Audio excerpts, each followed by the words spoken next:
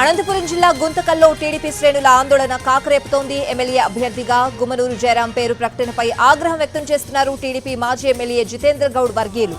Party office దగ్గర TDP జెండాలు దహనం చేశారు. పార్టీ కార్యాలయాన్ని ధ్వంసం చేశారు.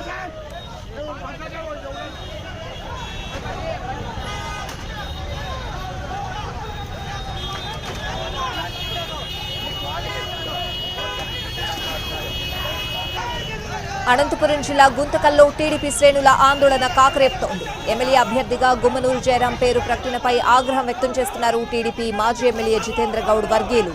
పార్టీ ఆఫీస్ దగ్గర టీడీపీ జెండాలు దహనం చేశారు. పార్టీ కార్యాలయాన్ని ధ్వంసం చేశారు.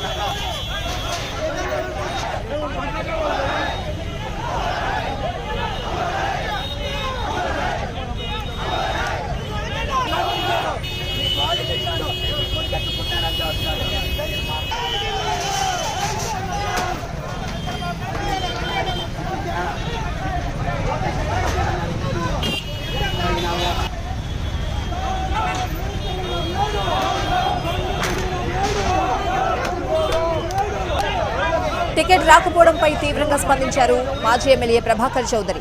టీడీపీ అమ్ముడుపోయిందని, డబ్బున్న వారికి మాత్రమే ఇక్కడ టికెట్లు ఇస్తారని ఆరోపించారు. తెలుగుదేశం పార్టీ సిద్ధాంతాలతో నడవడం లేదని మండిపడ్డారు. 5 ఏళ్లు పార్టీ కోసం కష్టపడి పనిచేశానని, సొంత ఆస్తులు అమ్ముకున్నానని ఆవేదన వ్యక్తం చేశారు. రేపు తన భవిష్యత్ కార్యాచరణ ప్రకటిస్తానంటున్న ప్రభాకర్ చౌదరితో మా ప్రతినిధి శ్రీనివాస్ ఫేస్ టు ఫేస్.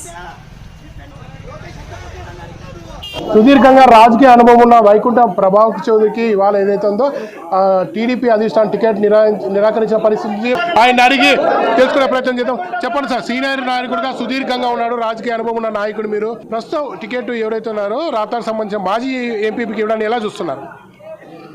ఆ పార్టీ ఆయనది, చంద్రబాబు నాయుడు గారిది, చంద్రబాబు నాయుడు కుటుంబాంది.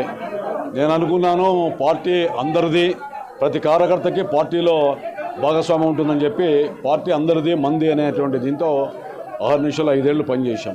నేను కళ్ళలో కూడా ఊహించాల చంద్రబాబు నాయుడు గారు ఇంత దారుణానికి ఒడ్డుగడతాడని, ఇంత దుర్మార్గపు నిర్ణయం తీసుకుంటాడని.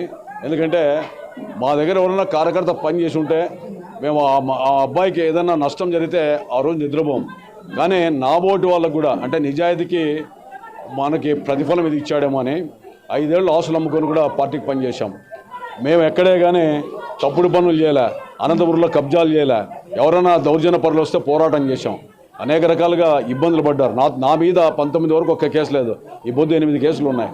రకరకాలుగా కేసులు పెట్టారు. సో ఏదేమన్నా కూడా జగన్మోహన్ రెడ్డి మాకేం శత్రువు కాదు, లేదా ఆయన ఆస్తికి మేము తగాదాలు పోలే. పార్టీలో ఉన్నటువంటి ఎవరైనా మన పార్టీ మనది, మనకి దీంట్లో భాగస్వామ్యం ఉంది పార్టీలో అని చెప్పి పని చేసిన ప్రిపరేషన్. ఎవరికి ఇచ్చాడు, ఎందుకు ఇచ్చాడు అనేటువంటిది ఆత్మసాక్షి అనేది, ఆత్మఘోష అనేది చంద్రబాబు నాయుడు గారికి ఉండాలా. నేను రేపు 10 గంటలకి పత్రికా విలేకరుల సమావేశం పెట్టి చాలా విషయాలు మాట్లాడతా. 2-3 రోజుల్లో అనంతపురం జిల్లాలో వివిధ నియోజకవర్గాల నుంచి నాతో గత కొన్నేళ్లుగా ఉన్నటువంటి వ్యక్తులు, నా స్నేహితులు కావచ్చు, ఇతరులు కావచ్చు, అందరు కావచ్చు, అందరూ కూడా పిలిచి ఒక ఆత్మీయ సమావేశం పెట్టి భవిష్యత్తు కార్యాచరణ ప్రణాళికని సమాజానికి ఒక నిర్ణయం కూడా తీసుకోబోతున్నాం.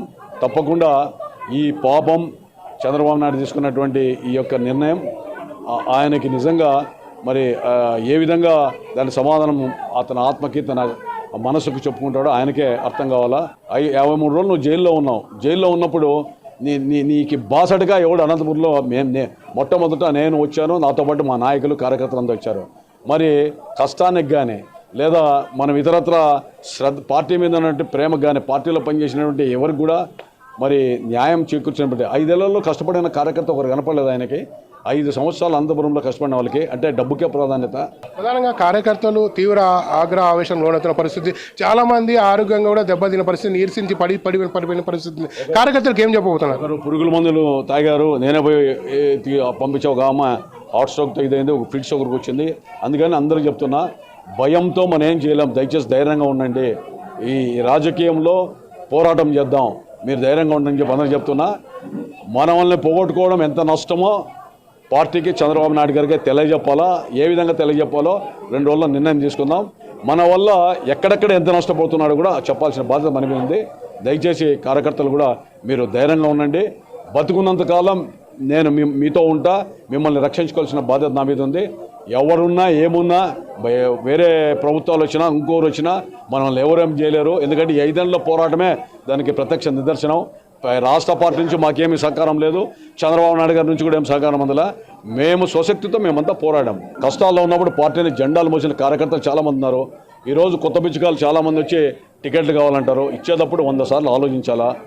ఆ విధంగా తను ఆలోచిస్తూ ఉంటే పార్టీ పరిస్థితి కూడా మనుగడ ఎట్లుంటుందో ఆయనకే తెలుస్తుంది. ఎందుకంటే వాస్తవాలు తెలుసుకోవాలా. నిజంగా భగవంతుడు అనేవాడు ఉంటే, చరిత్ర అనేది ఉంటే మాత్రం దీనికి పర్యావసనం ఏంటో ఆయనకే తెలుస్తుంది. 2-3 రోజుల్లో తనకు సన్నిహితంగా ఉన్న ఉమ్మడి జిల్లాలో ఉన్న ఎవరైతే స్థానికంగా ఉన్న ఎమ్మెల్యేలతో పాటు మిగిలిన కార్యకర్తలు, ఉమ్మడి జిల్లా వ్యాప్తంగా ఉన్న కార్యకర్తలు పిలిపించి ఒక సమావేశాలు ఏర్పాటు చేస్తారని చెప్పి ప్రభాకర్ చెప్తున్నారు.